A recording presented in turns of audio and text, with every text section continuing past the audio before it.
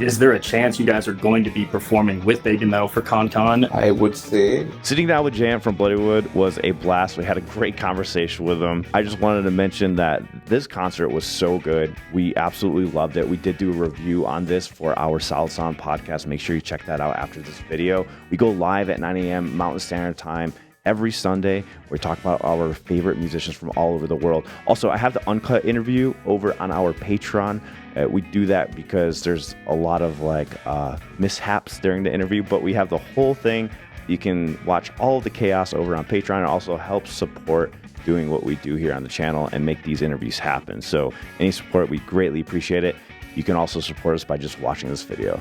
That's the biggest way you can do it. So if you don't have the means to do so, just watch the video, share this with other people. Anyways, it was a wild 3 days for me because I had a 3-hour set Friday, and then I flew into Dallas for this concert, and then I flew back home and then did our podcast, and then I did another 3-hour set. So I am completely spent. So if I sound a little weird, I look a little awful, I am so tired, but I hope you enjoyed the interview. It was a blast. I have more videos coming out about this concert, more review stuff, some things that we filmed along the way. So make sure you subscribe for notifications. Enjoy the interview. You're on your third day for tour, right?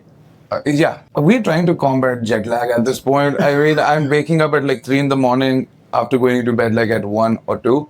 Yeah. Just being like, hey, it should be morning. Why isn't it morning right now? So just trying to, just maneuver through that. But apart from that, it's very nice. Yeah. Honestly, the receptions and all that we've been getting is so good. You cannot get this rush being on stage and just have people singing with you anywhere else. If you're inclining towards drugs, I would rather say incline towards doing this. Yes. Yeah, I said it as a joke, but I saw a machine with that said free Narcan, and that kind of made me feel really bad that it has reached to a point with drugs and all that.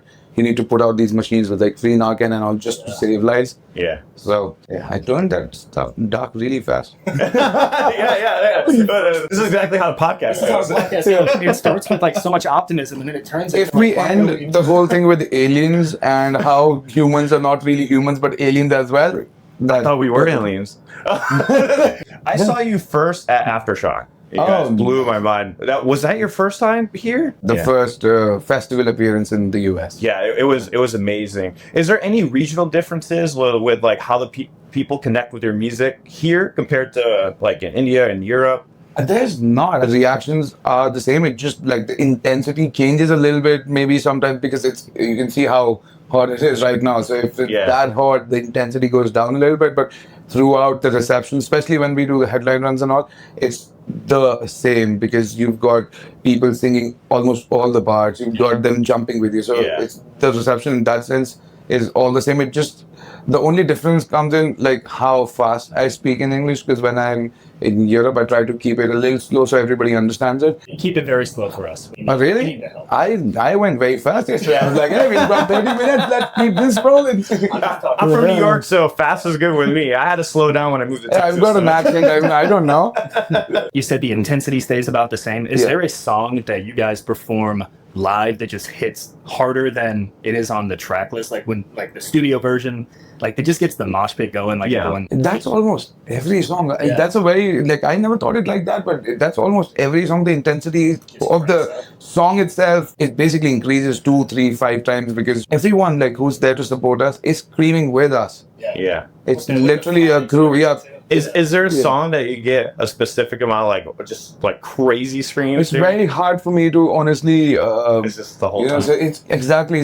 And this thing I realized it when we were here in the US last year. The first show was Seattle, a sold out show. We had our IEMs on, and I couldn't hear anything properly because I could just hear people screaming.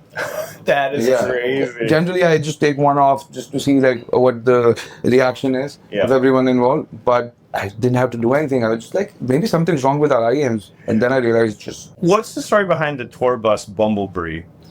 No, there's no story. Story? We entered the US and I was like, this time it's a yellow bus. Why? It was orange the last time. Honestly, but I don't mind. It kind of sets us apart, I'd say. Everyone here has a black or a dark blue bus. We've got the yellow one. Yellow one. Yeah. I had an extremely crazy hot sauce and almost died on a bus once with Firewind. Do you guys have any funny mishap stories? Like anything crazy happened on the road? Not really. We're very well behaved. That's good. Yeah. I don't recommend eating weird substances. Yeah, I mean, we try not to. We want to, honestly, but we try not to because we have our fun, but at the same time, you have to basically take care of yourselves. I mean, people have literally paid money to see you. You better perform well. Great. What's on your tour playlist that you're not listening to yourselves? Oh, it's very different from I mean, it depends. I listen to, so what I do is after the set, I take a shower, and when I'm taking a shower, I listen to a lot of Punjabi music. Okay. Because I just sing along with it. And it's a good cool down because so I listen to that, and then everywhere it depends really who's doing what. Okay.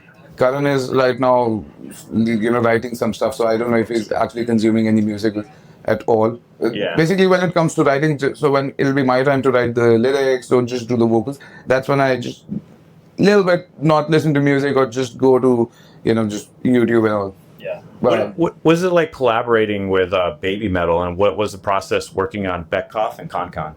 Very smooth, honestly, because this whole collaboration happened because Koba basically reached out to Karan, and we had the song ready already. So what we have of like the version that we listen of Beckhoff is exactly what Karan had already done. We were already laying in vocals, and because that went so fast, even the KON one. Once Karan got done with the instrumentals, and then Koba took the lead and came out with the final instrumentals, it wasn't that hard because everyone was just, for some reason, everything was just aligned very well. And it was all over emails. Like they'll send us something, oh, write something on this part, I'll do my part, Rahul will do his part. And for some reason, like I said, it just worked really well, very fast. Was that what made it so easy to go into doing KON as well, because Beckhoff went so well? Yeah, exactly. I mean, because we were already writing Beckhoff, and it was done. We were already in that zone where we were writing music throughout. So the KON part as well happened really fast. So KON was happening, parallelly around the same time. Okay. So as soon as we got, and this was towards the end of the album. So as soon as we were done and sent it to get mastered, because Karan mixed it, he finished the instrumentals, sent it to Koba, got it done, we got the final one, just re-recorded our stuff, and that was it. He's really good at mixing too. Yeah. He does a great job with that. We tried a lot of engineers just so that there is less workload on him, and I was like, no, it's not hitting the same. He knows your art more because he's writing with you. Yeah, the thing is, the sound that we play is essentially, it came out of the natural in our studio. So because we're so well versed with it, it just doesn't make sense to just send it to someone, because it's not fair to them as well. Because for them, it can be their best work in terms of mixing or a mastering job, and we won't like it because we are used to a certain way to listen to what we're doing. So that's why I was like, it's not happening, just do it. Do you know how you guys are able to pull off mixing into traditional instruments with the metal? Is there a certain process you go through for that? He didn't, go somewhere and learn from someone. It's all YouTube and him. And he researches the shit out of everything. He's spent a lot of hours just perfecting the mix. That's why I said it. At the end, I was like, you'd have to do it. Mixing takes a while. I mix all my own music too, because it's so hard to get somebody else to mix it the way that you want. Exactly, and even though I sort of believe that someone else should mix your stuff, because you're used to listening to it, like I said, your ears are already worn out. But honestly, with specifically to Bloodywood, it makes sense because he's very well versed with all of the traditional sounds that we use and how to make them shine through the instrumental. How big of a deal was it to have one of your songs in a Hollywood movie with Monkey Man? Like, how did that happen, and how did that make you feel just seeing it like live in an action scene? This happened because Dave Patel was just going down the rabbit hole of YouTube. Yep. He saw the video for Dhanadhan, he really liked it, got in touch with me through his manager, and basically just, like I said, everything happened very smoothly after that as well. They wanted the song, we gave them the song, that was done, and then we were very excited for it, and then the movie never released in India. I didn't know that. Yeah, it never released in India. Why do you think it didn't release? I would not like to comment on that. I have to go back. That makes sense. Honestly, there were things which were, not represented properly, I guess, because we haven't seen the movie, but we did get to see the scene itself when they were doing the post production for the movie. So that was very fun, and yeah. So you're one of the first bands from India to really break it pretty huge over here in the U.S. Do you think this is opening up doors for other bands over there? Have you seen anything? Definitely. I mean, now people are paying more attention to Indian bands. Earlier, that wasn't there, and I don't think it's solely because of us, honestly, but hey, anyhow, like we can move people towards that side because we've got a lot of quality bands there that just never like. I listen to a lot of Indian metal bands that aren't performing or they just basically disbanded. And I still feel like they were so good. Only if people would have paid attention. A lot of your guys' fans, since I've been reviewing your guys' music on the channel, they've mentioned so many other Indian bands. They're like, hey, check out this one. Bloodywood likes this band, and they've been phenomenal. One of my absolute favorites is a band called Scribe. They've just gotten busy with life in general, so those guys don't perform. But they were ahead of their time already. Like, I'm talking about like 2010s, 12s. They were really ahead of their time. Yeah. Then you've got Sky Harbor, which is like a great band. Daniel Tompkins from Tesseract used to do vocals for the band, and now Eric Emery, I think, is the vocalist for the band. And that band is amazing, phenomenal guys. Keshav Dhar, he used to go by the name Hydrogen, and he used to, just a legend of a person on his own.